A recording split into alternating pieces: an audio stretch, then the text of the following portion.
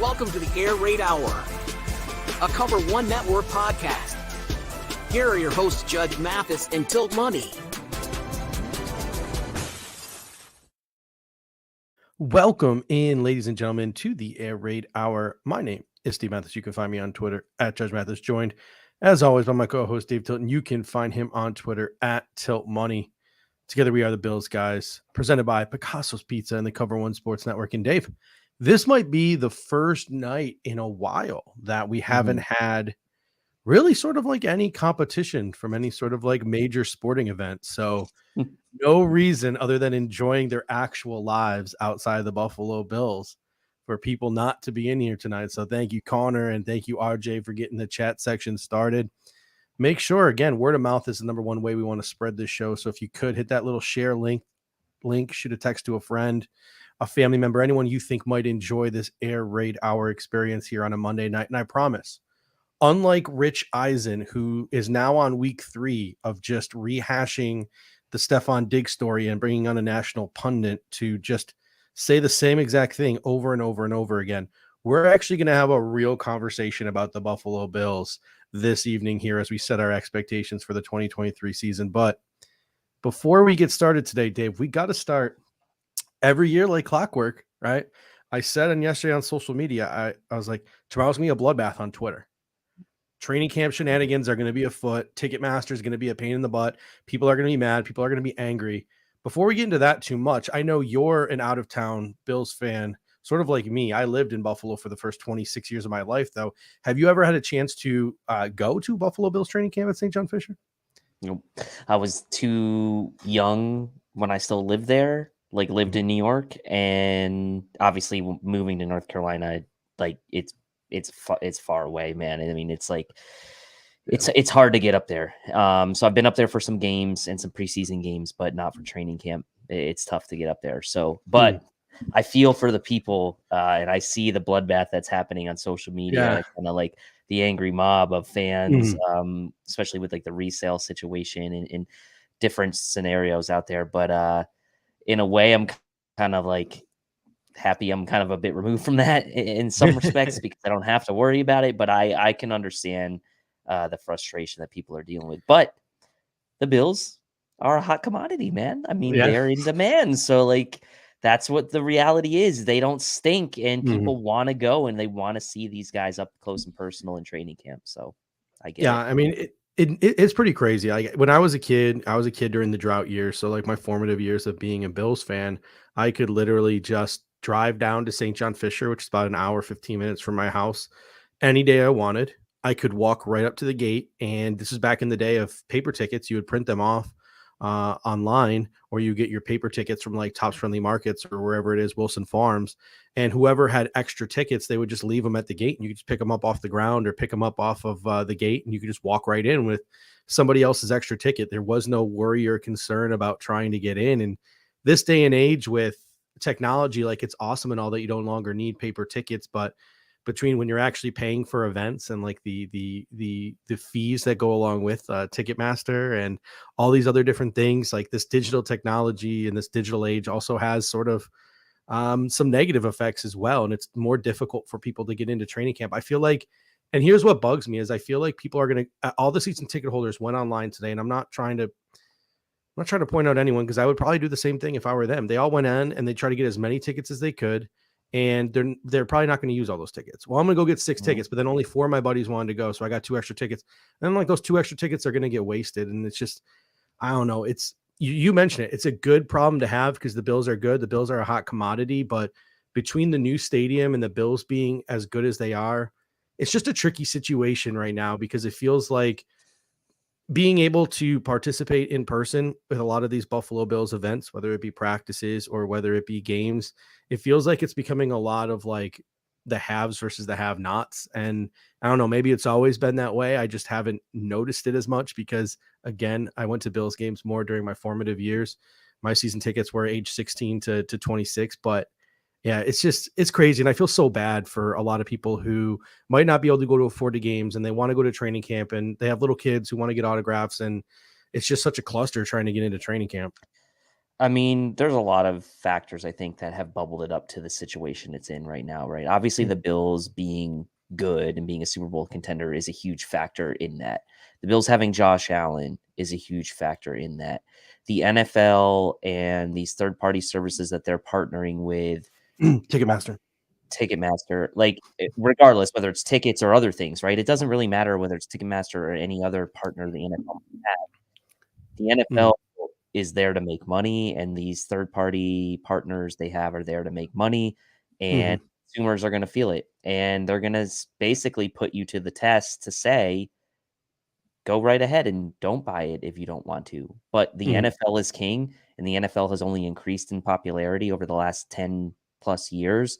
It dominates the ratings. Non-game events like the draft or training camp or things like that will dominate ratings over other major sports playoff games or even championship series. So the NFL has its fan base kind of by the balls a little bit because they know that with the supply that they have, someone is going to buy what they're offering. So that's that's what it is. It's just it's wild between charity softball events and like grilling with the Bills, like Grills Mafia puts on events, and training camp, and you mentioned the draft and all these different events. People are just so hungry for access to the Buffalo Bills because they love the Buffalo Bills so much. It's definitely different right now than it has been sort of in the past. I even mentioned like just meeting them at the airports and all those various different things the Bills Mafia has been known for doing in the past. But the expectations are high for this football team, and that's why people want to be around this football team.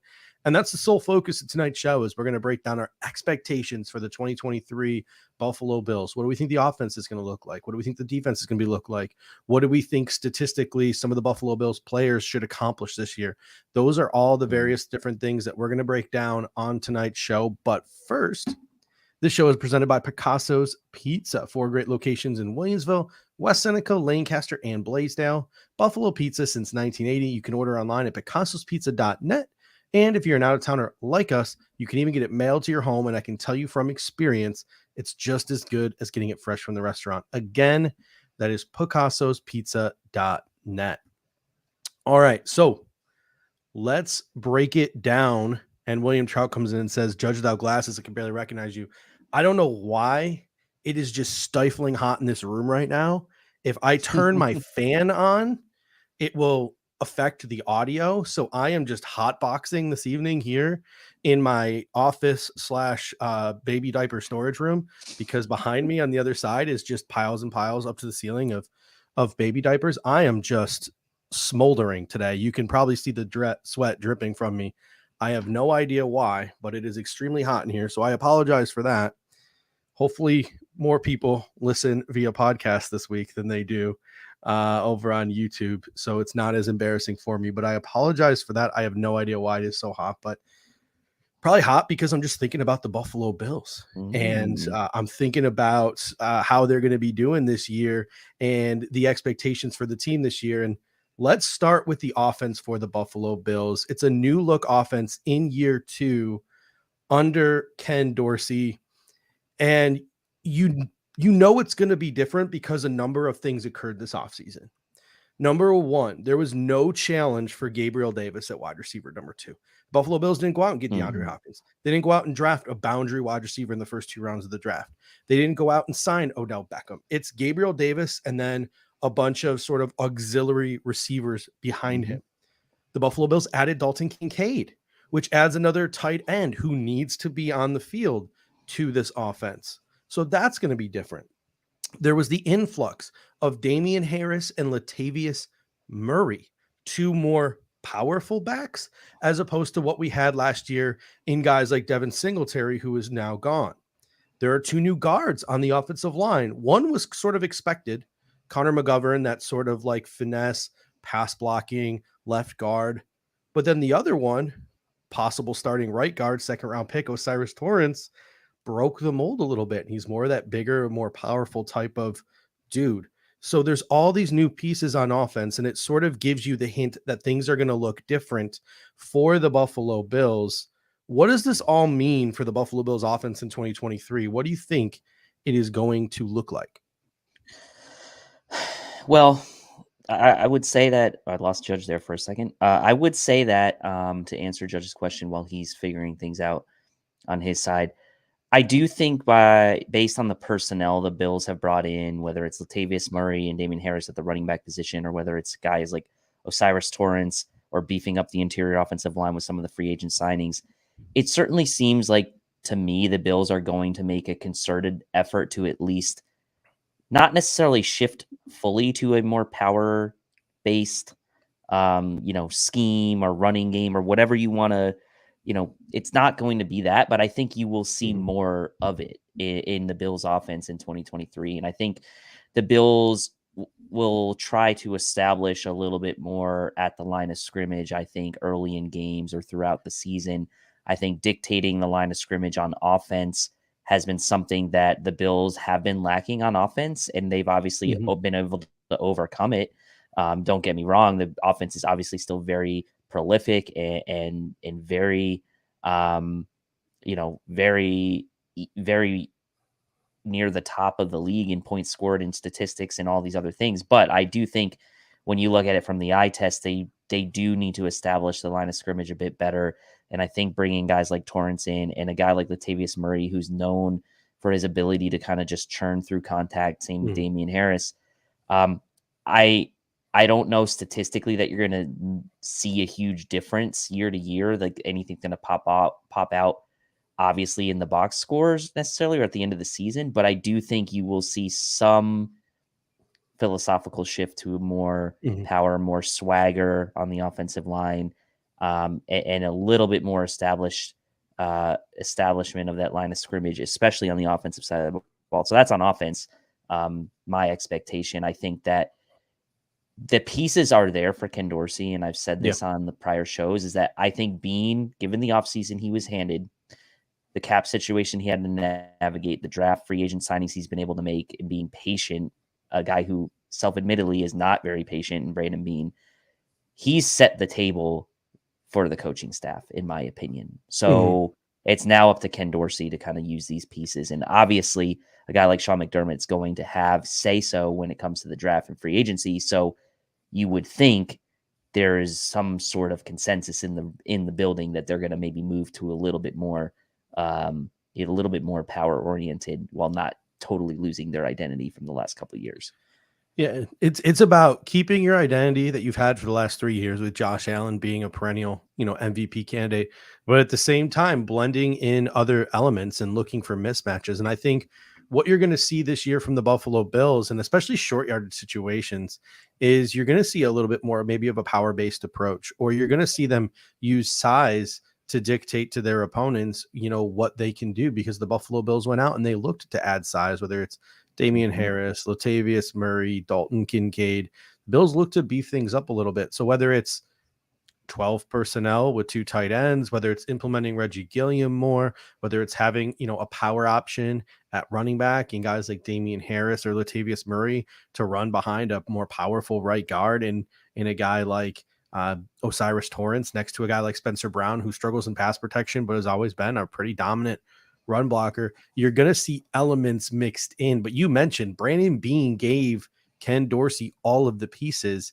It's up to Ken Dorsey to scheme this all correctly, because we probably could have had Odell Beckham Jr. if we wanted. We probably could have had DeAndre Hopkins if we wanted. The Buffalo Bills chose not to go in that direction. So there's not some bona fide alpha number 2 unless Dalton Kincaid steps up, unless Gabriel Davis steps up, unless James Cook turns into Christian McCaffrey, which I doubt, unless like one of these auxiliary weapons turns into this alpha number 2. It's all about scheming week to week, creating mismatches, pacing the way you call and balancing the way you call a football game, because the number one thing you have to do this year is you need to take pressure off of Stephon Diggs. And if it's not going to be with another alpha, it's got to be by scheming this balanced offense of a number of auxiliary weapons around you. And that's a lot more on the offensive coordinator than it is the talent on the football field. So let's take a look at the running back workload, because we talked like a little bit about power running game, 12 personnel, Damian Harris, Latavius Murray, all of these different things. James Cook made comments recently said he believes he's the number one back on this football team. Mm-hmm. A lot of members of Bills Mafia disagree. They seem to believe that when all is said and done, Damian Harris will be the number one running back on this football team. Some people think it's going to continue to be a balanced approach where James Cook might fill the Devin Singletary role and Damian Harris will fill the James Cook role, and it'll be like a 60-40 split. What is your take on how this Bills running back room is going to shake out in 2023? Well, let's take a look at really quick at last year's sort of splits, right? You had Devin Singletary getting 177 attempts, James Cook only getting 89 attempts, Zach Moss 17, 19 Pines 6. So really you had you had Devin Singletary and James Cook accounting for, just under 300 attempts, and then sprinkled in a few more. And obviously Josh Allen himself had 124 attempts, but just from the running back position, right? You look at that and you say Devin Singletary, 177 attempts. If you double James Cook attempt count from a year ago, you're basically at that number, right? You're like at 178. He had 89 last year. I do expect James Cook to be the lead back, but I would envision in my mind that equates to somewhere around that 200 carry mark maximum. That's in my head what I'm thinking for him. And that may not seem like a lot to people, but we're talking about a team that really hasn't had the voluminous running back situation since Josh Allen's been the quarterback. Mm-hmm. Like Devin Singletary's really been around that 200, a little less than 200 carry mark since he was the running back one for this team. And I think as James Cook evolves into what we'll call the running back one for this team, that 200 carries, a more than double his carries total from a year ago, seems appropriate to me. And while I love James Cook, and he's obviously shown the ability to run between the tackles, certainly effectively last year at times, I don't think that he profiles as a 300 carry type of back. Like he's still not the biggest dude. He still doesn't, granted, I saw the pictures, the OTA pictures, like he looks great, but he doesn't feel like the 300 carry dude to me. And I think that's why the Bills brought in guys like Damian Harris and Latavius Murray for whichever one of those guys makes the roster. And I don't think both will. And I know we've had this discussion before. I think that guy's going to get 100 carries, right? 100 plus carries. So I think you'll see more running back carries than you did a year ago, but I'm not expecting it to go from like 300 carries from running backs to like 450 all of a sudden, right? Yeah. I think you're going to see in that 300 to maybe 350 carries range total for the running backs. And I think James Cook will lead the way with around 200 or so. That's kind of my prediction right now.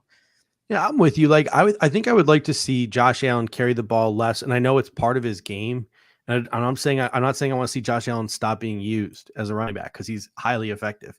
But if you can take like 2 or 3 carries a game away from Josh Allen and give those to a running back and do the running a little bit more traditionally, I think that's going to help the wear and tear on your quarterback over the long run. And I'm with you where I think a majority of the carries this season are going to go to James Cook, but the Bills have put themselves in a situation where if Damian Harris comes into training camp hungry or the first couple of weeks of the season hungry, if Latavius Murray comes into the first couple of weeks of the season hungry, if Nyheim Hines comes in early in the season hungry, any one of these dudes could, via their performance, overtake James Cook on the football field and be that dude. But I think it's going to be, like you said, James Cook. And it's really interesting that you put the 200 carry number out there, right? Because if James Cook averages 5 yards a carry and 200 carries, we can all do the math here. I think on that one, that equals 1,000, right?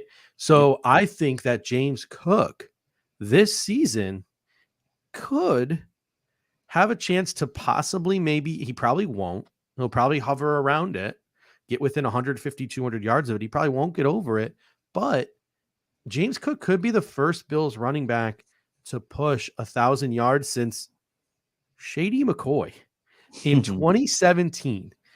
The Bills have only had 3 1,000-yard rushers. LaShawn McCoy twice, getting 287 carries in 2017, 234 carries in 2016, and CJ Spiller in 2012 on 207 carries. That was the year that CJ Spiller absolutely popped off. 207 carries for over 1,200 yards on 6 yards per carry. So if James Cook could have that type of year where he gets 200 carries, right?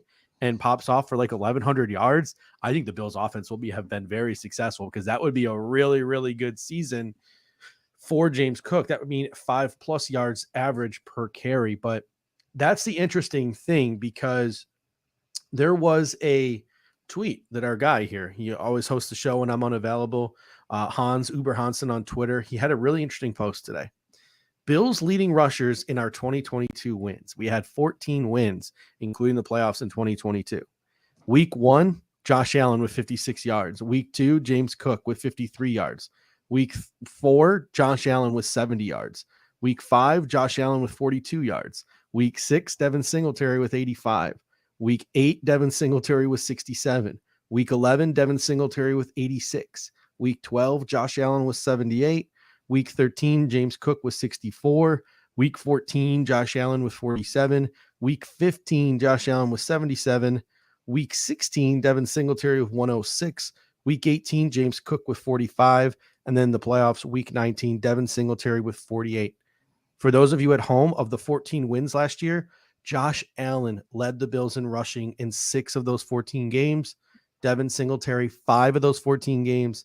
And James Cook, 3 of those 14 games. And only one 100-yard rusher. And only one 100-yard rusher in that whole thing. That can't happen again in 2023, can it? Josh Allen can't be the leading rusher in 6 of your 14 wins. No, he can't be. And I think it comes down to me is like, he's had over 100 carries in the last 2 seasons. And obviously, like, that's something that, you know, we've talked about, and is one of the best, like, kind of, or one of the debates I would say have been going around, is like, how much should Josh Allen really be running? And you look at his attempts, right? Each year, you go back to his rookie year, he only had 89. Then he had 109, 102. But in 2021, 122. In 2022, 124. So he's been at 120 plus carries the last 2 years. I'd like to see him maybe back down around 100. I'm not saying like it's going to totally go away, but like 20, 25 less carries, like that can help him in a season, over the course of a season, let fewer hits and give a few more of those carries maybe to Damian Harris or whoever. And like, maybe just see about being a little bit more selective when he runs. He still should run for 600-700 yards, right, on those 100 carries, like he has been, and still probably run for 5 to 7 touchdowns. But 125 carries is a lot for a guy that you're really relying on ultimately for his arm for the long term. Now, I still don't think you should coach it out of him, right? Because it's what makes him special. And as I've always said on this show, like, you just have to take the good with the bad, right? You have to accept the fact that he's going to run. You have to accept the fact that in certain situations, he's going to put himself in harm's way and he's going to try to make a play with the hurdles or whatever. And that's why we love him. And that's why we say every time he does it, please, please, please get up. Don't get hurt every time, right? Because we don't want to see him get hurt on plays like that, but it's also makes him so special. So I don't know that you're going to see a huge dip in his attempts, honestly. Maybe around 100 is kind of what I was hoping. Yeah, Jared K comes in and says, why not? And I don't know. Maybe it's just like the old school in me. Maybe it's, and I'm not comparing Josh Allen to Cam Newton, but we saw the toll that all those shots took on Cam Newton over the course of his career. Maybe I'm concerned for all the wrong reasons. Maybe I'm worrying too much, but I don't know. Like, this offense is Josh Allen centric. That's what makes it special. But any way in which you can take just even the slightest bit of pressure off of him, I think that'll go a long way in expanding your offense. Now, if the running game isn't effective again in 2023, then you have to go to Josh Allen again. You have to do whatever it takes to win the football game. And I think Patrick G. Mafia comes in with a great comment. He says, Josh, wildman runs are accepted, but limit the tough runs. And I think I agree with that to an extent. Like, in those short yardage situations, I'd rather Damian Harris and Latavius Murray, like, be the guys who you can give the ball to and they can get you the 1 yard. I don't want Josh Allen to be the one lowering his shoulder. I don't want Josh Allen to be the one in those short yardage situations where every single person knows he's getting the ball. I think Josh Allen's at his best when his running comes when the play breaks down. His running comes as a surprise. It could be anywhere. It could be first down. It could be second down. It could be any time. You're not expecting it. I think you take less shots that way. I think you have clearer running paths that way. I think you can get down and slide more or get out of bounds more that way. You can still be effective. You can still pop off these big, big runs, but I don't know if he should be the guy in short yardage situations, because that's where he's taken, I think, in my opinion, a majority of his hits. What are your thoughts on that? I agree. I mean, if you go back and look, some of his biggest hits he's taken have been on some of those like Mm-hmm. QB keeper type end around, like like almost like where he's following the fullback around like a QB sweep almost, and like some of those he's taken some Mm-hmm. big shots. And yeah, I mean, you think back to some of the Dolphins games of the past, and some other games where he's improvised and made huge chunk plays on the ground with his legs in where plays are breaking down, or unscripted situations. Like those are the situations where he really Mm-hmm. shines as far as the running game is concerned. And so, yeah, I'm with you. Like in those short yardage situations, like it doesn't have to be him toting the ball and taking a huge shot. Now, that's not going to take away from his overall production as a runner, I don't think, Mm-hmm. because like you said, and I agree with, the improvised stuff is really where he gets a bulk of that yardage. So, yeah.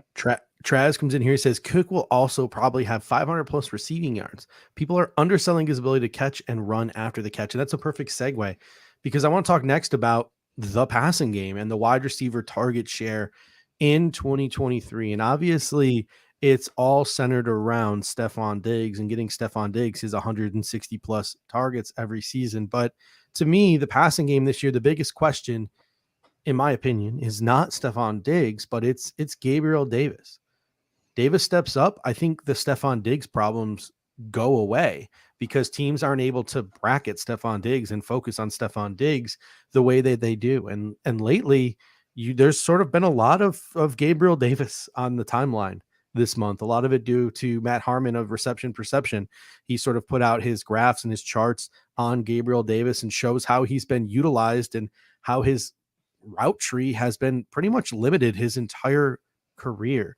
WGR, I know guys like Jeremy White have sort of made that their mission the last couple of months, or that's the narrative that they've been creating, that Gabriel Davis is this limited receiver. The Bills can do better.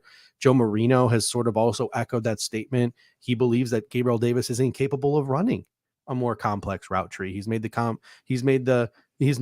comments that he thinks Gabriel Davis is too stiff. What are your thoughts in terms of getting the pressure off of Stephon Diggs, utilizing Gabriel Davis? Should the Bills be more versatile in the way they implement Gabriel Davis, or is Gabriel Davis not good enough for the Bills to do that? No, I think he is good enough, and I think I this conversation gets a bit frustrating because I think people look at Gabriel Davis and they see a ton of talent and they see a ton of big games that he's had, and their mind shifts to, well, why can't he really be a pseudo wide receiver one? Like, not saying he's threatening Stephon Diggs Mhm. as the wide receiver one, but like they look at him and they feel like he should be putting up, these 1,000-yard seasons, these 10 touchdown seasons, having 60, 70, 80 catches. And that's just not his game, right? I mean, I think like he is a guy that's going to get, between 80 and 100 targets, 50, maybe 60 catches, and that's 6 to 8 touchdowns. And I think that's totally fine for a wide receiver too. If Gabriel Davis as a wide receiver too puts up 800 plus towards 1,000, right, receiving yards, and Mhm. contributes close to 8 touchdowns on 50, 60 catches, like that is more than serviceable for me. Now, what I would say about the utilization aspect is they should use him a bit more creatively. We saw him as a rookie and in his second year playing a bit out of the slot when guys like John Brown and others got hurt. We saw the Bills move him around a bit more when Brian Daboll was here as the coordinator. So I do think that he's versatile enough to do more than maybe what he did a year ago. And I don't think that like he's necessarily like he's not going to be like your shifty route runner slot Mhm. type of guy. That's just not his physical makeup, but he can do more than just run down the field. So um I think Ken Dorsey probably should go, as part of his offseason, he probably went back and looked at some 2021, 2020 tape on how Brian Dable used Gabriel Davis, and maybe get some of the creative juice is flowing based on that, knowing that you have a bevy of other, as you put it, ancillary or auxiliary pieces that can be mixed and matched, like Khalil Shakir, Deontay Hardy, etc. Gabriel Davis can be a weapon for you in multiple ways. So obviously, I'm a big fan of Gabriel Davis. I think he is going to have a good season. I think but I don't think he's going to be this 80 catch, 1,000-yard, 1,200-yard guy that maybe people want him to be, this like uber efficient receiver. That's just not, that's really just not who he is. Yeah. Last year we all wanted him to be that. And like we talked about it on our expectation show. Like I think the words Chris Godwin, Mike Evans came up a number of times, mostly by me.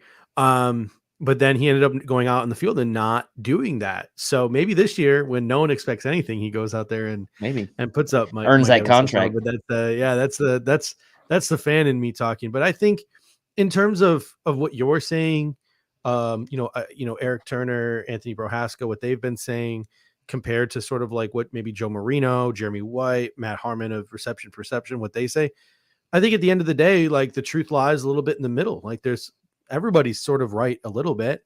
I think Gabriel Davis, there are flaws to his game. I don't think that he is sort of this like perfect alpha type of receiver. I don't think he'll ever be capable of being a number one receiver in the National Football League. But at the end of the day, he ain't no scrub either. And he's probably capable of doing some things that he hasn't been asked to do by the Buffalo Bills, at least the last couple of seasons. So I think you're spot on.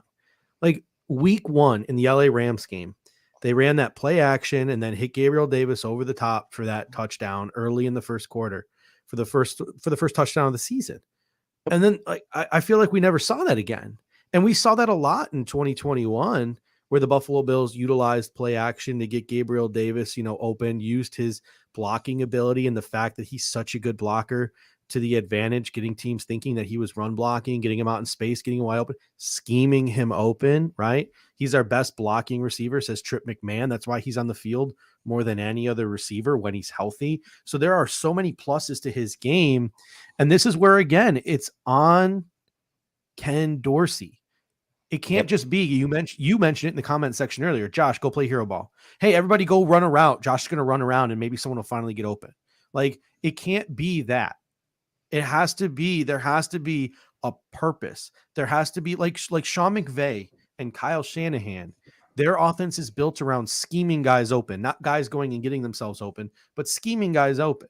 Ken Dorsey needs to implement more of that. I'm not saying he has to be Kyle Shanahan. I'm not saying he has to be Sean McVay. That kind of offense might be too rigid for a guy like Josh Allen, but you have to implement pieces of that. Like there needs to be a little bit of, hey guys, we're going to have this package of 15 plays and all 15 of these plays are going to be devoted to Gabriel Davis and getting Gabriel Davis open and scheming Gabriel Davis open. He's going to be the hot read on these plays. And I just feel like maybe that wasn't there last year. And I could also be wrong because I'm not exactly a film expert, but just in watching, what I saw was, hey, Josh, go drop back, make a play, make a play off of, I'm blanking on the word here, but, off script. There we go. That's what I'm looking for. Go make a play off script, Josh. Our receivers are so good. You're so good at buying yourself time. You can get out of the pocket. You can move around. You can make a play. You can get chunk plays down the field. Go make plays off script. And it got old. And it put way too much pressure on Josh Allen. It got Josh Allen beat up. And I feel like that cannot be what the Buffalo Bills offense looks like in 2023. So with that being said, let's talk a little bit about target share. Who should be getting these passes and how many passes should these receivers be getting? And it's not an exact science. It's just a prediction. Like we could all be dead wrong. But again, today's purpose of today's show is setting up our expectations for 2023. How many times do we expect, if healthy, Gabriel Davis to get past the ball? How many times do we expect, if healthy, Dalton Kincaid to get past the ball? So in the comment section, feel free to share your comments. I know somebody in the comment section already did. Jay Davis came in and said Diggs 140, Davis 90, Cook 80, Kincaid 75, Knox 60, Hardy 50, Sherfield 25, and Gilliam 10. What do you think about the Buffalo Bills target share in 2023? Yeah, so the way I kind of broke this down was similar to what I did last year. And so I looked at Josh Allen's attempts from a year ago, pass attempts, 567, right? Now, some of those weren't to targeted receivers, obviously, right? There's some throwaways, there's some spikes in there. So you say maybe about 20 of those attempts probably not legitimate attempts. So say 550, 560 attempts. I think that's a reasonable number of true pass attempts to throw to everyone, right? So I have Josh Allen, for the purpose of this exercise, 560 pass attempts that are targetable balls, right? Like non-spikes, whatever. So I have Stephon Diggs right around kind of his normal. He had last year 154 targets. I have him at 165 this year. He's been at 160 plus in the past with the Bills. 165 seems like a reasonable number for him. He needs to be the number one targeted guy. He's had 160 plus targets in the past with the Bills, so he gets 160, 165. I have Gabriel Davis with 90. He had 93 targets last year. I don't expect his target share to really change all that much from a year ago. Can he maybe be a little more efficient this year? We will see. But I still expect him to be getting the lion's share of this wide receiver 2 targets. And given the situation at the slot where we don't know exactly how that's going to pan out, is it going to be Khalil Shakir, Deontay Hardy? Is Dalton Kincaid going to play some in the slot? Is Sherfield going to get any run on offense? That's why I kind of kept Gabe Davis at that 90 number. And then I broke it down further from that. We'll go to the tight ends. I still have Knox getting more targets than Kincaid this year. Some people are not going to be happy with my prediction there, but I have Knox getting 60 targets, Kincaid getting 50.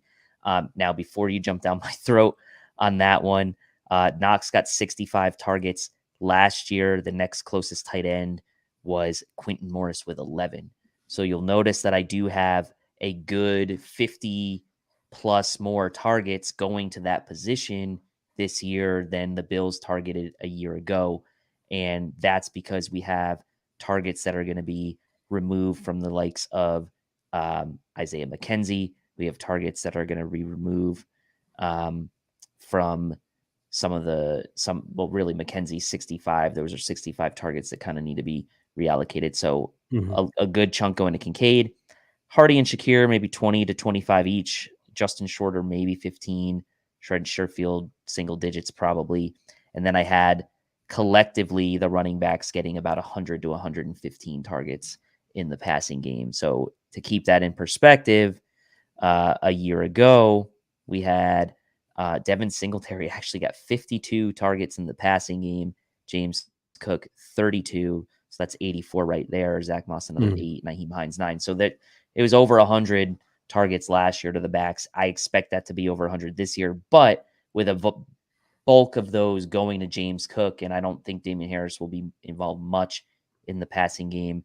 Maybe you see Nyheim Hines a little bit more involved, but have that balance of Josh's 560 attempts, about 100 to 115 going to the backs. And then at the bottom of the list, you got like Quentin Morris and Reggie Gilliam maybe getting like 10 targets between the two of them. Yeah, I mean, I always look back at the 2021 season because, in my opinion, that's when the offense was clicking at its best under Brian Daboll. Obviously, it all culminated in the playoffs when the Buffalo Bills went off and had that spectacular game against New England and then walked off the field in Arrowhead with 13 seconds in the lead after scoring all those touchdowns. I don't mean to bring that up. Sorry, but that season, Diggs at 164 targets. That's right around what his range has been since he's been with the Buffalo Bills. Beasley had 112 that year from the slot. Sanders had 72. Davis had 63. Knox had 71. And then the running backs combined between Singletary and Moss, not counting Matt Breida, had 82. So really, you look, that was 6 guys that the offense funneled through: Diggs, Beasley, Sanders, Knox, Davis, and then whoever the running back was. And then you had auxiliary weapons like Isaiah McKenzie and some other guys who collected some receptions as well. That's really what I looked at when I sort of did my 2023 targets or preferred target projection. And I actually want to see Stephon Diggs get the ball more in 2023. I want to see him get 170 targets. Yeah. That's 10 a game. And I think that that's not too much to ask. That one of the top 3 to 5 wide receivers in football gets thrown to 10 times a game. And who knows, maybe some games it's 15 and other games it's 8, right? And it all averages out and eventually it comes down to about that number of 10. But the Bills are targeting Stephon Diggs just fine. 4th most targeted player in 2022, despite missing that Cincinnati game and that Cincinnati game not counting. So in 16 games, he was still the 4th most targeted player in the league. The Buffalo Bills feed Stephon Diggs enough. It's crazy to say, like, feed him more, but I think he needs to be in that 160 to 170 range. Yeah, that's where I had him. I think the offense needs a number 2. And I think that Gabriel Davis needs to push 100 targets. I think he would have pushed 100 targets in 2022 had he not been hurt. You mentioned he had 91 targets. Probably would have been 100 if he hadn't have sprained that ankle and had his game and missed games and had his game diminished for weeks on end with that nagging injury. So to me, Gabriel Davis comes in around 100. And then here's sort of a couple of my kickers. I want Kincaid and Dawson Knox to each come in at around 70 targets. I want them both to.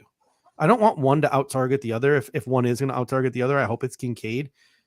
Kincaid can be that Cole Beasley-like safety blanket, but Billy Williams was mentioning it in the comments section earlier about this offense. And instead of just looking for those plays down the field, Josh, go make a playoff script. A lot of those plays happen 10, 15, 20 yards down the field. I want to get Dawson Knox involved in the passing game, use him as an outlet, scheme plays to get him open, maybe on some of those crossers like New England did so effectively with like Rob Gronkowski and Aaron Hernandez. Get Dawson Knox the ball in his hand and give him some space to work with, because we've seen he's really good yards after the catch. Dawson Knox is another guy who can be an extension of your running game if you get him the ball in space. So yes, I want Dalton Kincaid to get on his path to being Travis Kelce, because that's what we all want him to be. We want him to be that type of dude. We want him to be an alpha wide receiver or an alpha receiver in the National Football League. That's what we want him to be. I don't think he'll be that in year 1, but we all want him to get there. Mm-hmm. But I don't think that means forgetting Dawson Knox exists, because I think that these two can work in unison with each other. So Kincaid and Knox each around 70. That's going to give Hardy, Sherfield, Shakir, and any other auxiliary wide receiver about 90-ish receptions to play with if we're going off the 2021 target share. And that leaves 70 receptions left over, about 70 receptions left over. And I want them to go to James Cook. I want James Cook to be targeted 70 to 80 times this year in the passing game. And that might sound like a lot, but I have a question for you, Dave. If James Cook were to have been targeted 70 times in the passing game in 2022, where would he have ranked in terms of targets per running back? Where do you think 70 receptions puts you? Or 70 targets, puts you? Just trying to go off the top of my head. I'm sure guys like Stevenson, Eckler, maybe in the top 15. Yeah, it would have put him 10th. Yep. If James Cook is targeted 70 times in 2023, that would have made him the 10th most targeted running back in 2020. Running backs who came in around 70 targets in 2022, DeAndre Swift, surprisingly, with 70 exactly. Here, Jerick McKinnon. How about Devin Singletary had 52 last year? Yeah. Like, did anyone even think of that? Jerick McKinnon, 71. Aaron Jones, 72. Joe Mixon, 75. That surprises me a little. The top 5 were Austin Eckler at 127, Christian McCaffrey, despite being traded and being hurt, 108, Ramondre Stevenson, 88, Leonard Fournette, which tells you that targeting running backs isn't always a good thing, with 83, and Alvin Kamara, who's often seen as sort of the poster child of getting your running back the ball out of the backfield, with 77. So I think James Cook, as a second-round pick, going into his second season, needs to be up there with the big dogs. He needs to be one of the 10 most targeted running backs in the passing game in football. It adds another layer to your offense. So to me, I don't give a crap about how many targets Damian Harris gets in the passing game. I hope it's under 10. I don't give a crap how many Latavius Murray or Naheem Hines gets. I hope it's under 10. I hope every time we pass the ball to a running back out of the backfield, it's James freaking Cook.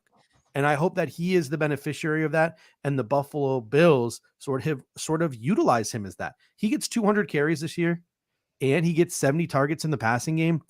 That's a guy who could be pushing for 1,800 yards, all-purpose yards, right? A guy who could be pushing maybe for double-digit touchdowns. That's what you want from a second-round pick, right? We just mentioned there is no Nuke Hopkins walking through that door, Odell Beckham walking through that door. The Buffalo Bills need to take pressure off of Stephon Diggs, and James Cook could be the sleeper weapon and the sleeper way to do that. Everyone wants to point at Dalton Kincaid. Everyone wants to point at Gabe Davis' resurgence coming off that ankle injury. I think James Cook is the one being slept on here. And I think I really liked what you said before about scheming guys open. And like you mentioned, Dawson Knox, like this can be done for the running backs as well. And notably James Cook, like the Bills, I used the LeBron comparison last week. I'll use another one this week. Mhm. You know, like the offense when LeBron's just like on the court and everyone just kind of like stands there and they're like, okay, LeBron, you do something. And like he takes like a wild shot and like, yeah, he'll make it sometimes, but he'll miss it sometimes. I feel like that's kind of like what the Bills offense was last year with Josh Allen. It was like, all right, Josh Allen, you make something happen because you're the best player in the world. And, you know, you'll probably make it most of the time. But if you don't, okay, we'll try again next possession. Like there needs to be a little bit more, there needs to be more layups for this offense, and more layups can be passing game to the running back, very short, easy passes, let James cook after the catch. That to me is something that the Bills really need to, and Ken Dorsey really needs to focus on. Yak is not all about just the player and their ability to do things off the after the catch. It's also the scheme and putting the player in a position to where there's Mhm. space in front of him after he catches the ball. And yes, there's going to need to be a little bit of natural talent, obviously, and sometimes a lot to get that wiggle and make that first guy miss. But you need to put guys in position where when they're catching it, and this is whether it's James Cook out of the backfield or Dawson Knox, two guys who should excel in yards after the catch, don't put them in a position where they're facing backwards or they're in a route combination that is not conducive to them being able to cut up the field. Like that's something I think we need to focus on too, is like, Mhm. how are these guys in position when they're making these catches? Are they in a position to actually make something happen after the catch? Or are they facing away? Are they surrounded by defenders? Like that's something that I'm going to really look at this year and really want to study is the routes that Ken Dorsey schemes up for this offense and Mhm. how conducive are they to allowing guys to get yak. Yeah.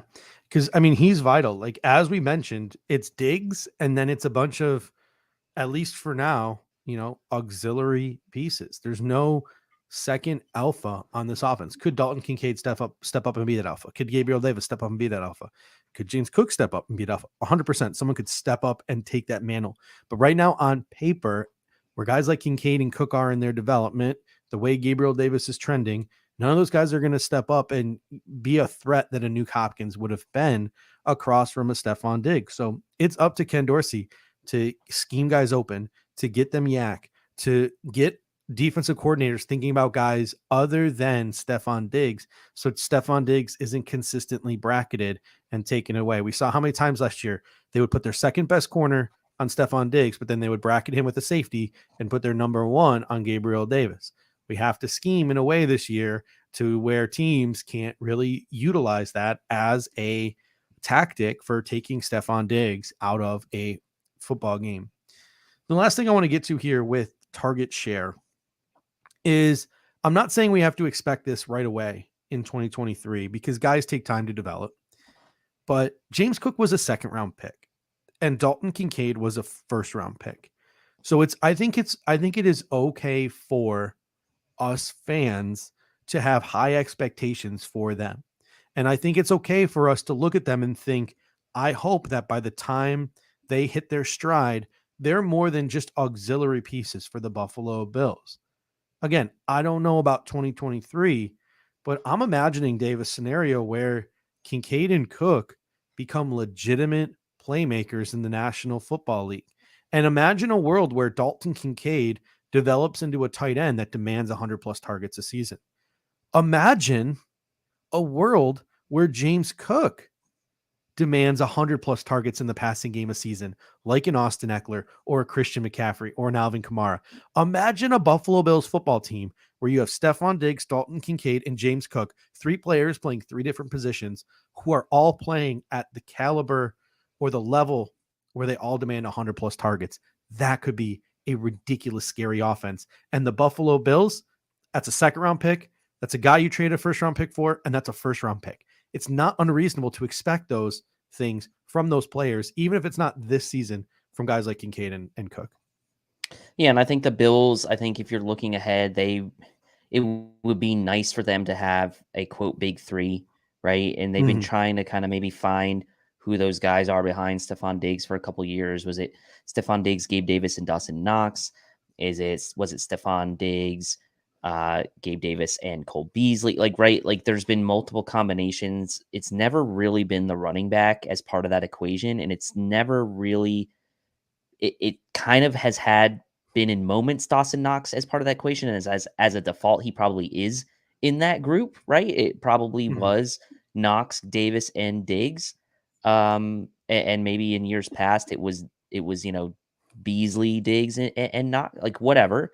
But I think if the Bills could get us into a situation where they have a legitimate big three and one of those guys is the running back, that means guys like Gabriel Davis or those types, or guys like Dawson Knox, let's say it's Dalton Kincaid who develops into that alpha guy down the road.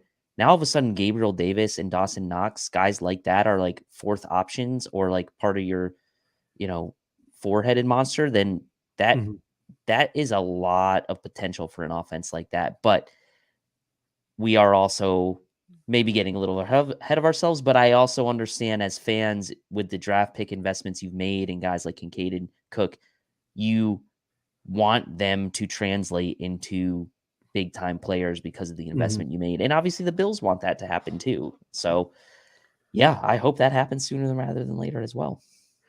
Walter S. comes in and says, I want an actual run game in the playoffs. The Bills are too quick to become one-dimensional in the playoffs. I can't take another playoff loss where Allen's our leading rusher, like all of our other playoff losses. And I'm with you. And that starts up front with the offensive line. So that's a perfect segue here to the offensive line. There's going to be some turnover, especially on the interior. Guys like Connor McGovern, guys like Osiris Torrance are now in the fold. Some people might even look as Brandon Shell as a guy who could possibly be in the fold. That's something to look at, keep an eye at in training camp. What is your prediction for what the Buffalo Bills offensive line will look like from left to right to start the season? And is that what you want to start the season from left to right? So tell me your prediction versus your want, and it could be the same. I'm going to just keep them the same because like maybe it'll just happen, right? So Manifest I think left to right, it should, and given the investment and the way they've talked about it, it should be Dawkins, McGovern, Morse, Torrance, and Spencer Brown. That would be my prediction and probably my want as well. If Spencer Brown gets beat out in camp by a guy like Brandon Shell, that doesn't make me feel too great. The only caveat I would put to this starting offensive line is I could certainly see, and I wouldn't want it to happen, but I could certainly see a scenario where Ryan Bates starts the season at right guard and Osiris Torrance is on the bench. Now, don't come yelling at me in the comments section for that. That's not what I want, but I could see that scenario. Now, I still think it's probably not likely. I do think they want Torrance to be that guy to man that right guard position. It's a perfect fit. That's where he played all throughout college. They already have listed McGovern as the left guard on the depth chart, right? So it certainly lines up for a Dawkins, McGovern, Morse, Torrance, Brown starting lineup. Yeah, I'm with you. That's my prediction, and it's my want. And I'm actually I think I'm going out on a limb, and I think you're going out on a limb too with that prediction, because I think most people will be like, no, Ryan Bates is going to start the season at right guard. It's going to be Ryan Bates. And then maybe Osiris Torrance will take over the middle of the year, or maybe someone will get hurt and Ryan Bates will have to move, blah, blah, blah. Like, no, I feel like it needs to be Osiris Torrance. He fell into your lap in the second round. He was a first round caliber offensive lineman. I think he's a plug and play from day one. And as Walter says, I want an actual running game in the playoffs. And I made this comment last week when I put Osiris Torrance in my top 10 players most important to the Bills' success in 2023.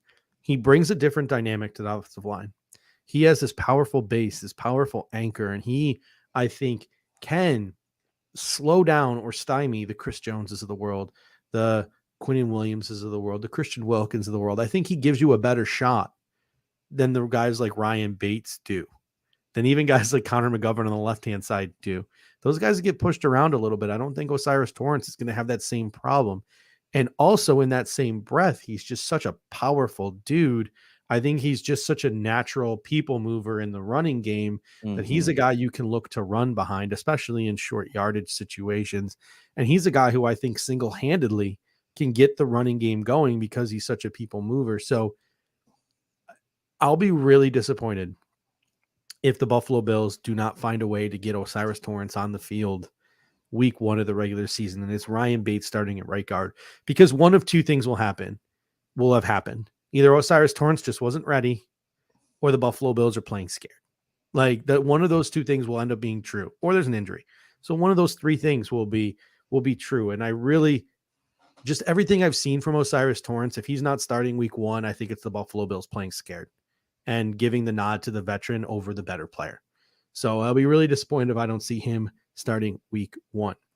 All right, let's transition now over to the defense.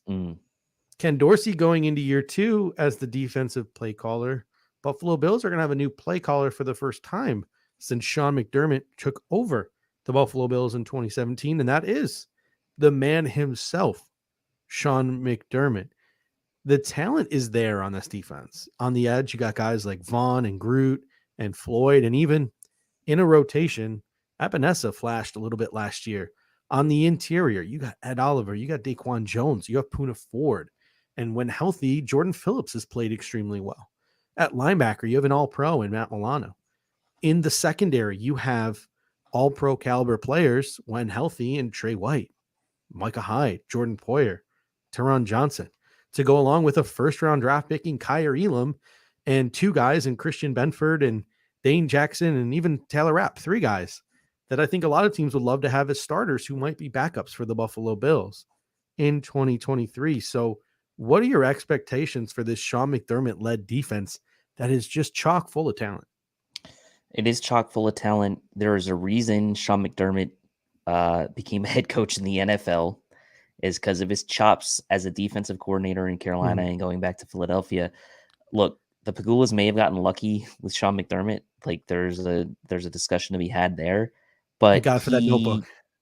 He was and certainly was near the tops of lists of people and interviews. And there's a reason he became a head coach, right? Is because his defense was special with the Carolina Panthers. And we saw it culminate in that run they had to the Super Bowl against the Denver Broncos, which they ultimately lost. But that defense that the Carolina Panthers had those years with McDermott leading it was special. And it was special because they didn't do it with a ton of big names as we've gone through in the past, right? They never really had a stud pass rusher. Yes, they had guys like Charles Johnson and a few others, Greg Hardy, but like they never really had the JJ Watt type, the Joey Bosa type. And let's talk about 2023, a Von Miller type on that Sean McDermott defense in Carolina. They had great players, and then I think you can see some very similar parallels to personnel type that you have here with the Bills in 2023 to what McDermott had with the Panthers. But I think this is the most talent he's probably ever had, obviously Tremaine Edmonds aside. The front 7 is loaded for the Bills with Von Miller healthy.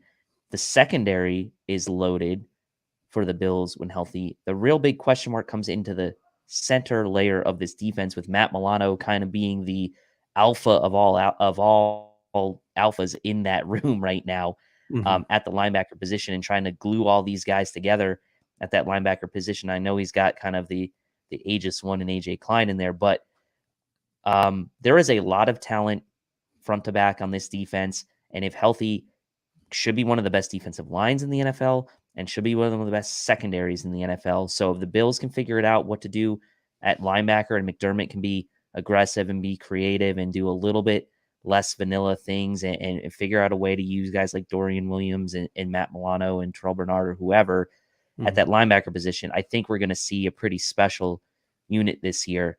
The question will be is how might that affect his ability to in-game manage as a head coach in certain situations, game management, things like that. That's a different discussion. But as far as the defense, you have to be excited with the prospects of something a little fresher, something a little more aggressive.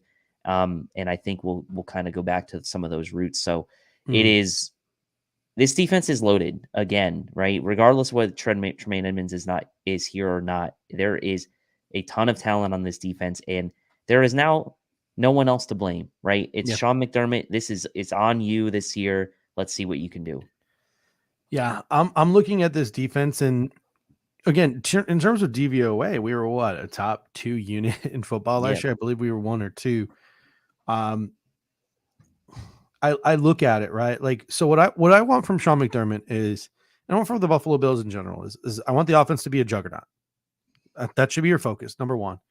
Whatever you got to do to make this offense a juggernaut, an offense that scores 35 points per game, that's what you want. That's what you want to do. 30, 35 points a game. That's what you want from your offense. From your defense, I think what you want from your defense is you don't need to be the best defense in football. I don't need the Buffalo Bills to be the best defense in football. But I do think they need them to be a top 10 unit. I need higher sack production, more aggression, right? And maybe, and we're going to get to this in a second, maybe more turnovers, even though the Buffalo Bills were actually pretty good at turning the football over. I know Walter S. put up a stat. Last 4 games, they didn't have any, but they were actually a top 5 unit in football in terms of turnovers in 2022. But let's start with the sacks, because one of the things is I want to see a more aggressive defense under Sean McDermott going back to those Carolina days. I want to see a team that gets more than 40 sacks. The Buffalo Bills had 40 sacks in 2022. That's 2.5 per game. The number 1 team in sack production in 2022 were the Philadelphia Eagles with 70. It's 30 more sacks than the Buffalo Bills. Now, they were freakish. They right? were insane. Yeah. 15 more than the second best team, the Kansas City Chiefs. 4.1 sacks per game for the Philadelphia Eagles. Number 2 were the Kansas City Chiefs that came in with 55, 3.2 per game. I think with the talent the Buffalo Bills have, with Von Miller, with Gregory Rousseau, with Leonard Floyd, with AJ Epinesa, with Boogie Basham, with Shaq Lawson, with Jordan Phillips, with Tim Settle, with Boona Ford and Daquan Jones and Ed Oliver, Matt Milano, Jordan Poyer, Taylor Rapp, Teron Johnson, right? All of these guys who have shown that they can get to the quarterback. The Buffalo Bills, in my opinion, have to push 50 sacks, or they have to exceed 50 sacks. I understand that is sort of a box score stat, right? It's, sacks, pressures, blah, blah. I need to see him get more than 50 sacks. Like, that to me needs to be the threshold for the Buffalo Bills in 2023. What are your thoughts on the Buffalo Bills sack total in 2023? Yeah, I mean, obviously the Eagles were an outlier. I think last year only 4 teams in the NFL had 50 plus sacks in 2022. So I think achieving a 50 sack number as a baseline is a good target to shoot for, right? That'll put you like most likely top 5 in the NFL in sacks. And I think as you start to break it down, getting there, I mean, seems to me pretty realistic, right? Like this is my breakdown, and I feel like I maybe even was a bit conservative on some of these, but just say Von Miller 10, Gregory Rousseau 8, Leonard Floyd 8, between Basham and Epinesa and Lawson 6, between the interior defensive line, Oliver Phillips, whoever 12, and then 3 apiece from the linebackers, and secondary gets you to 50. So you can kind of mix and match maybe some of those, take maybe the secondary doesn't get 3 sacks, right? I know Jordan Poyer had one last year, and it's random, right? Maybe one of those, couple more of those go to Von Miller, right? If he has a great season. But you start breaking it down and you start looking at it, and like 50 is not, I don't think, an unrealistic goal for this defense. I mean, I just went through it with being pretty conservative on a lot of these guys, only one guy in double digit individually, which really, from a Bills and from a McDermott history type situation, is probably the most likely outcome. Is you're really likely only going to get one guy in double digit sacks, but the talent is there between Leonard Floyd, Rousseau, whatever, to have multiple guys in double digit sacks. And I think 50, I think 50 is a reasonable, albeit I don't want to call it lofty. It is a high goal, but I definitely think it's reasonable and realistic. And we got Walter S. coming in with a great comment. He says a sack is an end to a drive. Might as well be a turnover. When you think of a game like 13 seconds, a single sack on 3rd down, and we win that game. Yep. I don't disagree, right? Because a pressure could lead to an incompletion. A pressure could lead to a turnover. Pressures are great.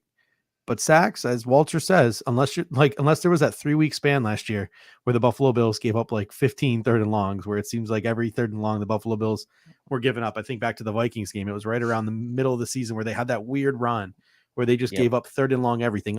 Unless that's happening to you, you're dead on. A sack ends a drive, or a sack leads to a field goal instead of a touchdown. even if it doesn't end the drive.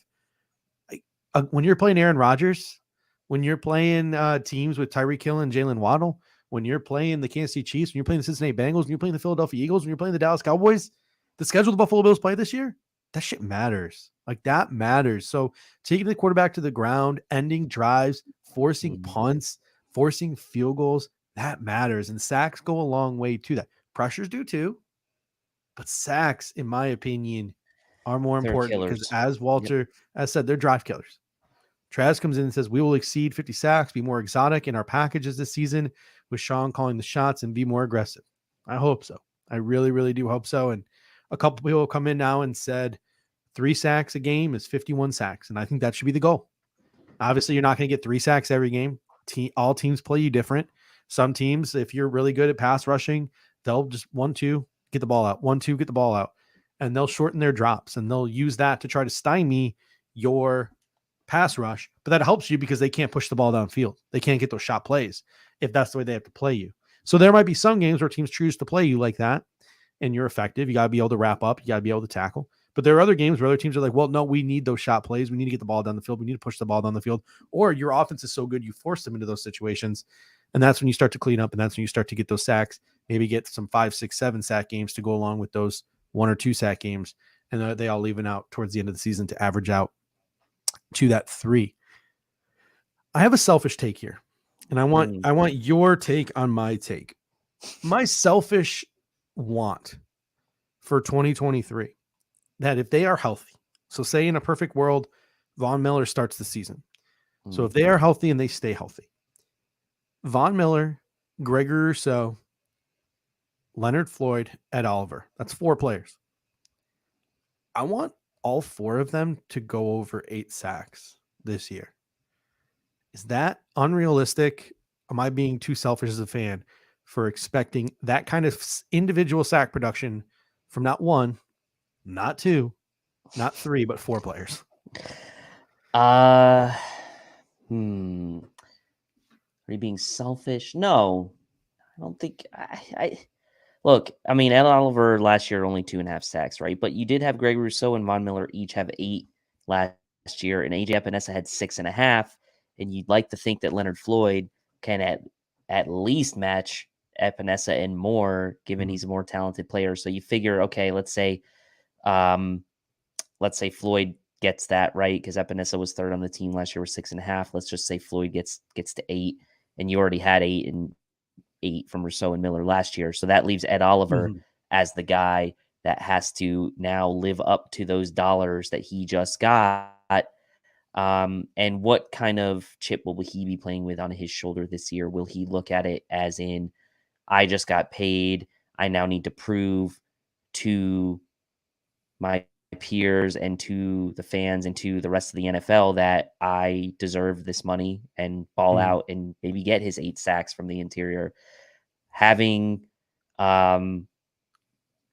guys like Jones and Ford next to him, and having Miller healthy and Rousseau taking maybe another step up, like, that's going to help Ed Oliver. But as you've said, and I agree with you, like, he's really more that guy right now that needs the players around him, I think, to play elite level football for him to make his most impact on games. So it'll be interesting to see if he has any development left in the tank now going into this, what would have been his 5th year option year, and now playing on this extension. Will he ball out? He's got the potential to in spurts, but will he do it more consistently? That's going to be the biggest challenge. And I think 3 of those are pretty likely, and the last one with Ed Oliver is going to be the big question mark. Yeah, because you have Trask, he says Mario Williams, Kyle Williams, Marcel Darius, Jerry Hughes. Last time that happened, is this group now better than that group? I think that they're up there, right? Like, and maybe not, because like Marcel was an absolute baller until he got paid, then he stopped trying. Jerry Hughes in his prime was awesome. Kyle Williams in his prime was awesome. Mario Williams, he was still in his prime there towards the end of his time in Buffalo. So it's interesting because I think if you look at it, if Von Miller had less than 8 sacks in 2023, if healthy, you'd be disappointed. If Gregory Rousseau had less than 8 sacks in 2023, you'd probably be disappointed. If Leonard Floyd had less than 8 sacks in 2023, you'd probably be disappointed. 30 players had more than 8 sacks in the National Football League last season. So that's what makes it sort of difficult, is the fact that less than 32 guys, so less than one per team, had 8+ sacks in 2022. But there are 3 I dudes wouldn't that be we would be disappointed if disappointed. I wouldn't. Well, Rousseau, I actually wouldn't be. I Honestly, would like be. I don't. I think if he has 6 to 8 and makes his Yeah. impact in other way, like Floyd, 6 to 8 is expected, I think, or should Mhm. be expected because that's kind of his bread and butter. But Rousseau, I think getting 8 last year, I think that might be kind of like his ceiling for sacks. I could be wrong. I Yeah. could be wrong, and I hope So I am wrong. well, so my perspective is this. He and Connor C comes in and says Oliver isn't getting 8 sacks. So maybe I was being selfish with that Oliver. But all that talent around him, right? Like makes you think that like if he's healthy, maybe he can clean up and he can actually improve that production. I think I wanted Oliver to be at least 5+. So, but at the same time, Gregory Rousseau had 8 sacks last year. You take away the ankle injury, those 4 games that were taken away from him, in those 4 games, you would have assumed that he would have gotten 2 sacks, right? So to Yeah, me, I think Greg Rousseau should that's have been true. he should have been a double-digit sack guy last year. So like Well, I'll put it to you to, this way: to if the me, 4 of them eight, combined for 30, would you be yeah, happy? 100%. Yeah, Okay, yeah, 100%. But like 8 to me is that's the floor for Gregory okay, Rousseau. that's fair. From here on out, barring injury, the rest of his career, the rest of his prime, I don't think Gregory Rousseau should have less than 8 sacks because he's Mm, that good. Like he's an elite run stuffer, yeah, and he's just got that build to where he should be the cleanup man.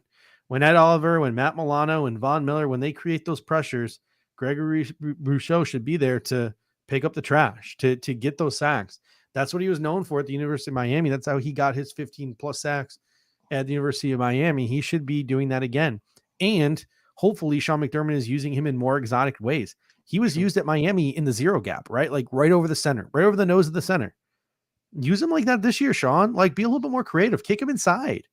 Do some things, have him stand up. Do some different things with Gregory Rousseau this year, as opposed to just being your length and strength left end. So to me, from here on out, my floor every single season for Gregory Rousseau is 8 sacks. Anything less than 8 sacks, barring injury, to me is a disappointment for Gregory Rousseau from here on out. Now, some people will be like, well, he's a first round pick. He should be doing more than that. He's the 30th pick in the COVID draft. Like, to me, his ceiling is 8 sacks, or his floor, excuse me, is 8 sacks. Give me 8 to 12 sacks every year and give me elite run defense. That's what I want from Gregory Rousseau. All right. On to the turnovers. I want to talk a little bit about turnovers because the Buffalo Bills forced 27 turnovers in 2022, 17 interceptions, 10 fumbles. It was 5th in the National Football League. So the Bills were the 5th best team at getting turnovers in 2022. That definitely, I think, needs to hold steady. But if the Bills are more exotic, if the Bills pass rush does improve, I can see the turnover total, despite being 5th best in the NFL in 2022, I could see that being better. Like, should the expectation be better than 5th in the NFL this year? Should the expectation be higher than 27 with what they look like up front compared to what they look like up front last season? And Poyer, Hyde, White, all returning from injuries. I think 5th. I think that's that's the floor for me. I think Mm-hmm. turnovers are still a little bit unpredictable, right? There's still a Yeah. little bit of unpredictability to that. However, to the topic we were just on, generating more pressures, getting more sacks, sack fumbles, forcing quarterbacks to throw, um, you know,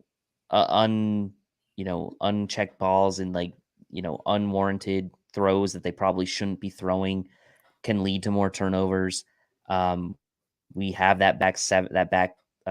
secondary back with Poyer and Hyde healthy. Mm-hmm. Trey White back. Secondary looks really good. The defensive line should be getting pressures. I remember for a time last year we weren't sure if we were ever going to recover a fumble, and then we kind of got some in spurts. And we did get some picks from guys at times that maybe were a little bit unexpected, right? We had Christian Benford get a couple picks. We had Kyrie Irving get a couple picks. So is that gonna remain steady? We'll see. Can Trey White get a couple more? Maybe. I think fifth. I think that's a good target to shoot for. I think ultimately what matters is, are you getting these turnovers in big moments in games? Are you getting them against quality opponents? Like, don't really care necessarily if you get like 5 interceptions against the Commanders in week 4 or 5 and that like pads your stats if you're already blowing them out. Like, it needs to come in important moments in games, right? And that's ultimately what matters to me. If that means you're still top 5, great. But I want to see these turnovers coming in big moments in games against the Chiefs, the Chargers, the Cowboys, the Eagles, those types of games. That's where I want to see the turnovers coming. Yeah, 100% spot on there. I like that point you made there. It's got to be timely turnovers against the toughest of competition, not Pat statting against the Commanders and the Raiders of the world on our schedule. Because Mike White was 5 of those, or that was 2 seasons ago. But Mike White, like 5 of the turnovers from 2 seasons ago. Like, how much did that really matter? So that was a great point there. Before we get to our record prediction for the season, let's talk a little bit about some of the position battles, because when we come back, we're about to take a 2-week hiatus. We'll be back the 17th of July with our training camp preview show, and we're going to dive into the nitty gritty of all of the position battles and everything to look out for at training camp when we return in 2 weeks. But let's talk briefly about some of these position battles, the big ones. First one is middle linebacker. Tyrell Dodson versus Terrell Bernard versus AJ Klein versus Dorian Williams versus Balon Spector. The old 5-way battle for starting middle linebacker, Buffalo Bills in 2023. What is your prediction versus who do you want to win this position battle? God, man. I don't want Tyrell Dodson. I hope he's not listening to the show. I will say this. As long as you don't tweet him on, you're fine. I don't think he listens, but I'm sure he searches his name on Twitter because he already has our air raid account blocked. Prediction, probably maybe week 1 is it's AJ Klein, as much as it pains me to say that. My want, I think, is Dorian Williams. I think that he, like, the conversation becomes Dorian Williams versus Terrell Bernard, right? With Balon Spector kind of being like a dark horse, like given his size, right? Balon Spector has the size that Bernard and Williams don't have, but I think athletically he tested well, but I think sideline to sideline, guys like Williams and Bernard are going to be quicker. They're going to be a little bit more versatile, and whether you bring up things like, I like Williams. I like Williams a little more than Bernard. I know that both came in the 3rd round, both came with like some of their flaws and some of their strengths, but the more I kind of stack these guys side by side, I do like Bernard's ability to rush the passer a bit, but I think Williams could be a more complete player at linebacker. So for me, I guess I would say my prediction is AJ Klein week 1, but my want is probably Dorian Williams. Yeah, I've been racking my brain about this one because it's tough. Like, it is. I don't think Dorian Williams is ready to be a middle linebacker in 2023 in the National Football League, at least not a starting linebacker. So to me, I don't disagree. I want Dorian Williams to be that dude eventually. I do. I don't think it's plausible in 2023. So for me, I'm going to put my want as Terrell Bernard. I like Terrell Bernard. I've liked Terrell Bernard. I did a number of we never talked about Terrell Bernard on our pre-draft show, Air Raid Hour, last year because we didn't think the Buffalo Bills were going to draft a weak side linebacker in a Matt Milano mold. We didn't think that was going to happen. We thought they were going to look for a guy who a year from now could replace Tremaine Edmonds in that Mike linebacker role. They drafted a Matt Milano clone in Terrell Bernard.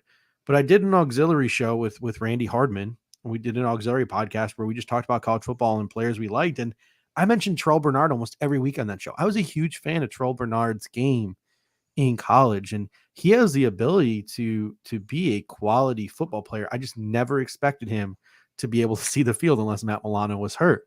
So with Sean McDermott coming in, possibly seeing a change in the way this team operates defensively without Tremaine Edmonds in the middle of the field, my want is Terrell Bernard.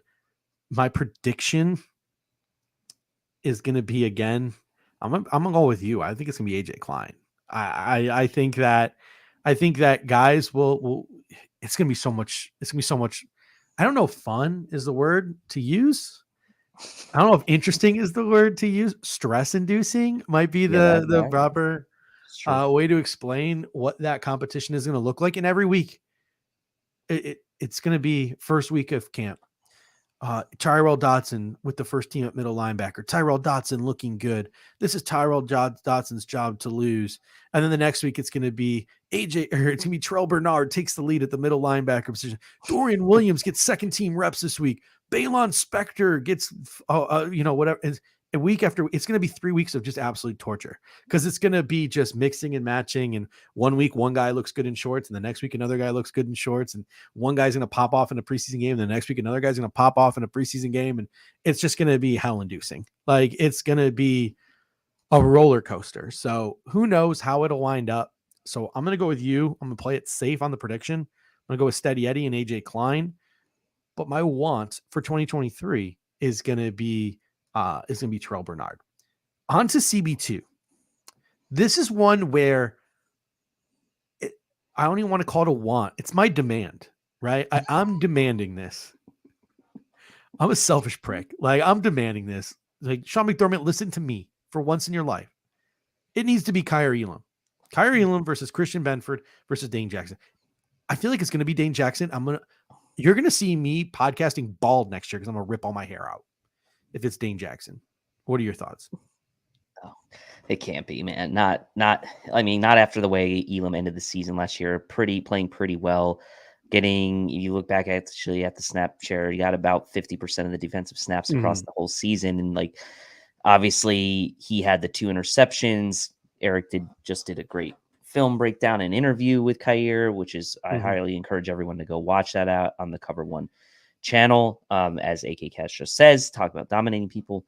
Kyer could be the CB1 of this team in the future, right? Like in a world without Trey White down the line, Kyer really could be that swagger possessing CB1. Not that, and Trey has his own type of swagger, but it's like a little bit more of like comedic swagger. I think Kyer would be, and that's not a knock on Trey, by the way. Kyer could be more of like that, like Stephon Diggs type of swagger on the defensive side of the ball, where it's a little bit more of that dog mentality. And I think that it has to be him, right? You traded up last year to get him in the first. It's kind of like the same conversation we're going to have about Dalton Kincaid, about how you traded up for him in the first. Like, it has to be Elam, right? And then having Jackson and Benford behind him is not a bad problem to have. I mean, you're really well set at the CB position. I think RJ Melville said it best here. Elam has all pro ceiling. Benford and Jackson have CB2 ceilings. There's nothing wrong with Christian Benford as your CB2. There's nothing wrong with Dane Jackson as your CB2. There is when it leaves Kyer Elam on the bench. That's when there's a problem. That's where the issue lies. I like Christian Benford. I like Dane Jackson. If the Buffalo Bills had used the first round pick last year on a position other than cornerback, we would be sitting here debating Christian Benford versus Dane Jackson. And our answer would be, well, I hope it's Benford because he's younger, but I'm fine with either. That would be probably both of our answers. Yep. And if Kyer Elam didn't exist, if Thanos snaps his fingers and Kyer Elam disappears tomorrow, we would both be content with Dane Jackson or Christian Benford as CB2. But when those guys legitimately take snaps away from a first round pick in Kyer Elam, who has flashed some really great potential and looks like a guy who just needs reps, that's when things get stress inducing and anger inducing in the Bills Mafia community. So my demand is that it needs to be Kyer Elam as CB2 in 2023 and then possibly CB1 in the future. The last position battle is sort of Taylor Rapp versus the depth chart. Like, that's kind of the question I want to sort of pose to you. He's a good player. He could start on a lot of football teams. He was a former second round pick. He's got a lot of potential. It's really exciting that a guy like Taylor Rapp is on a football team with a coach like Sean McDermott, who's proven to be able to get the most out of these types of players. The question is, how does Taylor Rapp get on the football field in 2023 for the Buffalo Bills on this one-year contract that he signed? What do you think, or what do you envision Taylor Rapp's role being for the Buffalo Bills? Yeah, it's nice to have a guy that we talk a lot about offensive, um, weapons and like, oh, so cool that Andy Reid has a guy like Sky Moore. It's so cool that whatever so and so has, Jamar Chase or whatever. But like, we don't really talk about it much on the defensive side. So it is Yeah. nice that Sean McDermott kind of gets a guy where he's taking over the reins on calling the defense. And in a world where maybe Leslie Frazier was still coaching the defense, I would probably just say like Taylor Rapp's like the first safety off the bench, like, and that's all he's going to be. But with Sean McDermott, it opens up some more possibilities. Like I think you could possibly see scenarios where Taylor Rapp is maybe coming down and playing a little bit of the linebacker role. Maybe it's not AJ Klein. Maybe it's not Terrell Bernard. Maybe it's Taylor Rapp in certain situations. Maybe on passing downs, he becomes the Thick dime. linebacker. Thick dime on passing downs, he becomes the linebacker next to Matt Milano. So that is one scenario where I would say I feel pretty good about predicting when Taylor Rapp will be on the field, be on third downs. I think whatever those linebackers are we just talked about, none of them will be on the field on third down. It'll be Milano and Rapp would be my guess. And I could also see him maybe being in situations where like the Bills are playing against maybe like a run heavy team, like the Eagles or someone like that, where maybe Taylor Rapp comes in to add a little bit more beef in the secondary. Maybe a guy like Micah Hyde gets a few breathers here and there, and like they play him a little bit more box safety type looks with Poyer and Rapp on the field at the same time in situations where it's like a really run heavy opponent. But these are just a few scenarios. Like Sean McDermott will find a way to get him on the field. He's a really good tackler. He's really good at coming up and squaring up and making plays on the, not necessarily making plays on the ball per se in getting interceptions, but he's good at making tackles and he's a sure tackler. And the Bills have had their issues with tackling, right, over the last couple of years. So, yeah, I mean, it'll be interesting. I think it's one of the biggest storylines to kind of follow during camp, but those are a couple scenarios. I think the number one scenario you mentioned, sort of that thick dime, third linebacker, especially on passing downs, obvious passing downs, third down situations. I like what you mentioned, maybe taking Hyde off the field for a guy like Taylor Rapp when teams are like really run heavy. Like we run into a situation like we did in the wind game against New England a couple of years ago, having a guy like Taylor Rapp who you can have at the line of scrimmage, who's maybe a little bit more physical, more of aggressive, more of a boxy type of guy. So there are plenty of ways to get him on the field without him being a traditional starter. And I think the Bills are going to come up with a number of packages to get Taylor Rapp on the field. But I also look at it this way. We both talked about on a previous show, his best position is probably strong safety because he's probably better up in the box, kind of like Jordan Poyer is. But at the same time, he still can center field and he still can play nickel. So if you really look at the Buffalo Bills depth chart, he's probably the number 2 strong safety behind Jordan Poyer. He's probably the number 1 free safety behind Micah Hyde, and he's probably the number 2 nickel corner behind Teron Johnson. He's probably the true backup to 3 different positions. Jordan Poyer has missed plenty of time over the last 3-4 seasons. Micah Hyde has missed plenty of time over the last 3-4 seasons. Teron Johnson has missed time over the last 3-4 seasons. Just being the number 1 backup at nickel corner, free safety, and strong safety could get Taylor Rapp like 5 to 6 starts outright this year. Yeah. Like, oh, he's going to start 1 week at strong safety for Jordan Poyer. He's going to start another week for Micah Hyde, or 2 weeks for Micah Hyde at free safety. Oh, Teron Johnson got hurt making a tackle at the line of scrimmage. He's going to start another 2 weeks for Teron Johnson. Next thing you know, that's 5 weeks of starting for Taylor Rapp. 2 at nickel, 2 at free, 1 at strong. So I think that just being the number 1 backup at 3 positions because of that versatility he has could buy him 5 to 6 starts this season on top of having those thick dime packages created for him. So it'll be super interesting. And again, something to keep an eye on in training camp. All right. Before we head out of here, it's time to sort of make our record predictions for the season. And I sort of sent you an over under this morning, over under 10.5 wins. What do you think for the Buffalo Bills heading into the 2023 season? And people in the comment section, let us know. Over under 10.5 wins. What is your expectation for the Buffalo Bills? Yeah, so I guess if this is our official, I'm going to say over. I have them at 11 right now. I have them at 11-6. I have them winning games against the Jets, the Jets twice, Raiders, Commanders, Buccaneers, Patriots. Those are 6 wins that I've kind of tabbed as most likely wins. So I see that as like a really good chance for the Bills to win those games, and a high probability of the Bills winning those games. Then I have like my next tier down, which I say are likely Bills wins, where there's a little bit more. It's probably going to be a little bit more of a fight, and that's home against Miami, home against Jacksonville, home against the Giants, and at New England, and home against Denver. So that's 5 games that I see as good chances at wins. That gets them to 11.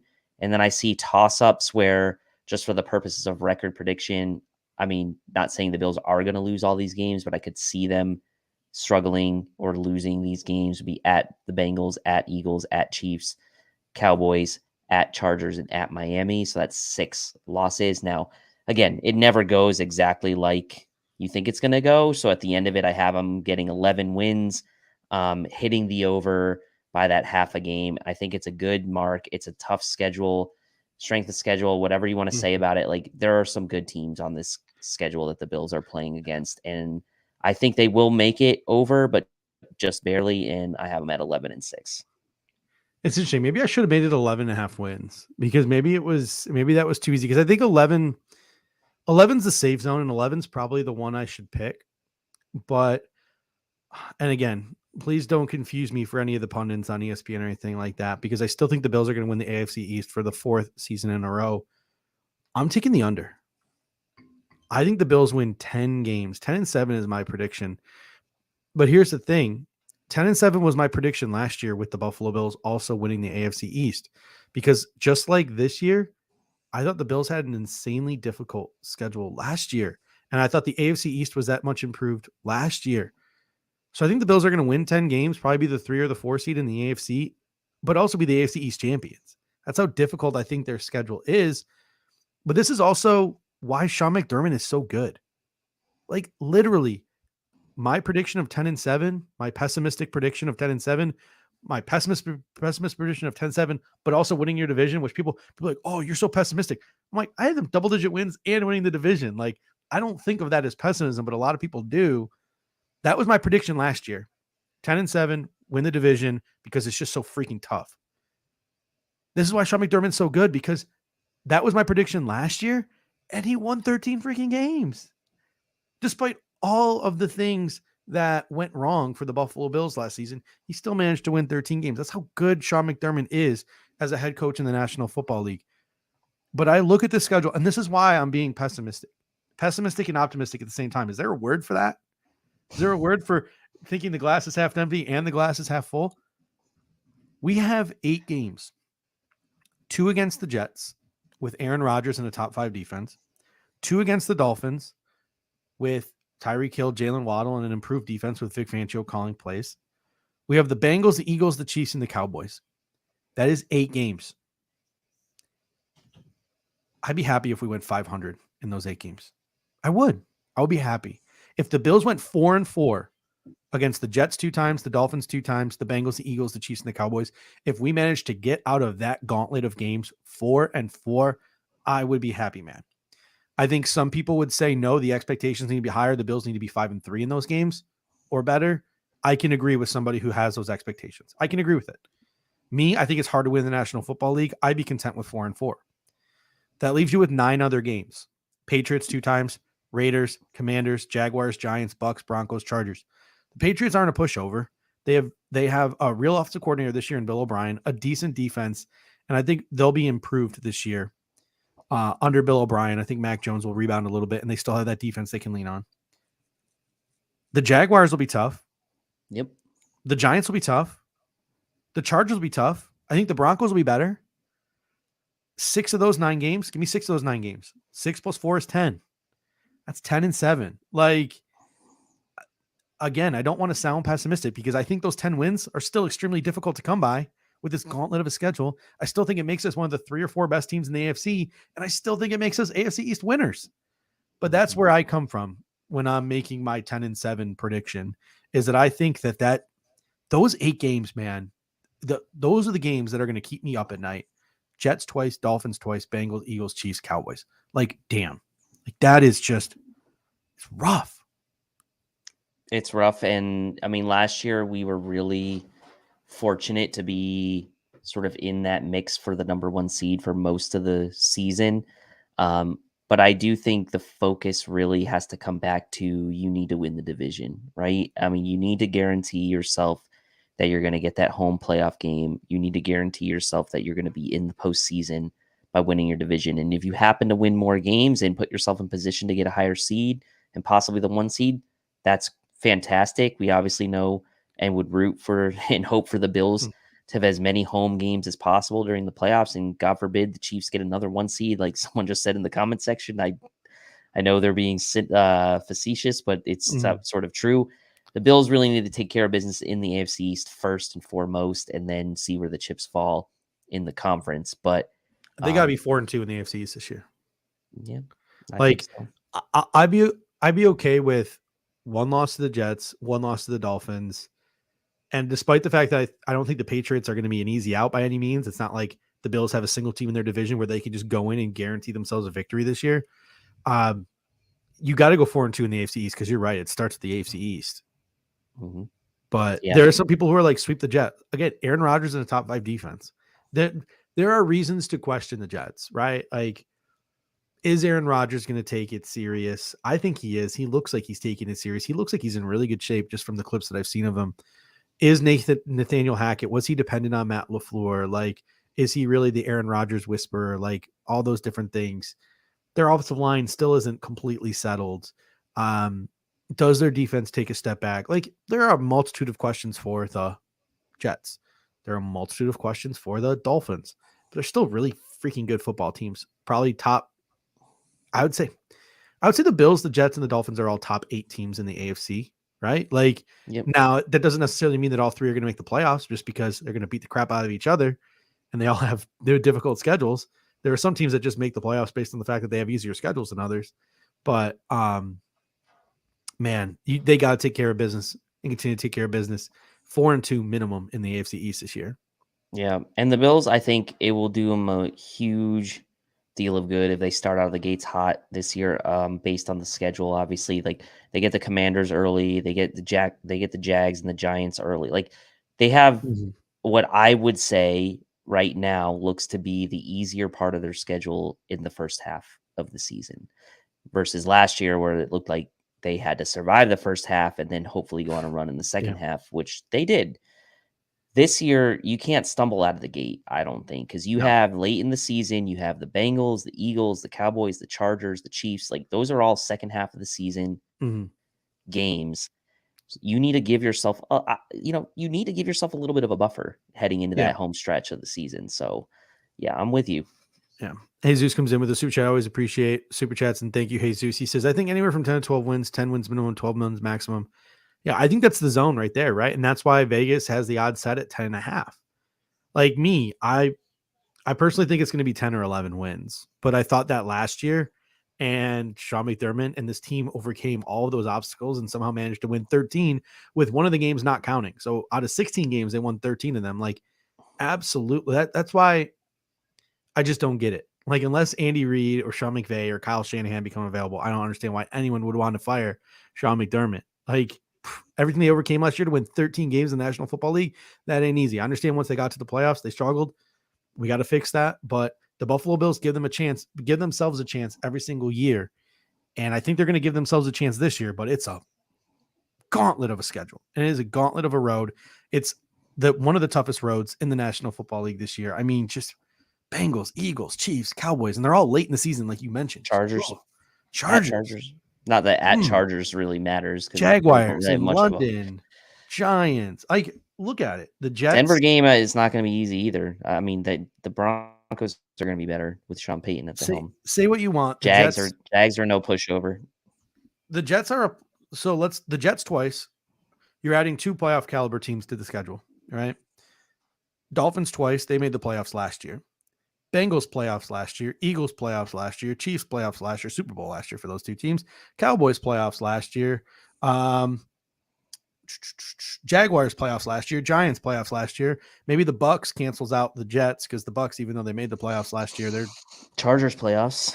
Chargers playoffs. Like legitimately 1, 2, 3, 4, 5, 6, 7, 8, 9, 10 of our 17 opponents made the playoffs last year. Plus you got 2 games versus the Jets. Plus you got 2 games against the Patriots, who are quality football teams, right? Like the Patriots still have a top 5 defense, and they have an offensive coordinator who isn't using a JV high school playbook. Like the Jets have Aaron Rodgers now. Like, so that's adding 4 other playoff quality opponents on top of the 10 you're already playing. So yeah, it's plus the Broncos have Sean Payton. So, you know, it's going to be a tough road. And that's the thing. Like I was so pessimistic going into last year, and I was so ready to be hurt, and the Bills just overcame so much and were so good.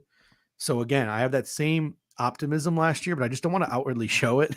Like I want to try to be like reasoned in my arguments here. And I don't know. Let's go back to that stretch of 8 games real quick. Jets twice, Dolphins twice. That's 4 games.